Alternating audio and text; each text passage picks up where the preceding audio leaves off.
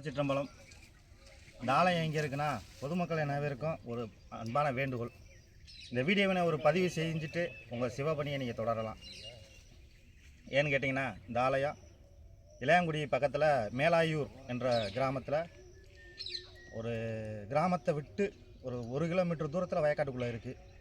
சரியான பொட்டா காடு, கருவக்காடு, வெட்ட வெளியில் ஐயா இருக்கார். எந்த ஒரு பூஜையும் இல்லாமல் இதுவரைக்கும் மழையிலையும் வெயிலையும் மட்டும்தான். வெயில் சூரிய பகவான் அவர் பூஜையை செய்கிறாரு, வர்ண பகவான் அவர் பூஜையை செய்கிறாரே தவிர வேறு எந்த பூஜையும் இந்த ஆலயத்துக்கு நடக்கலை.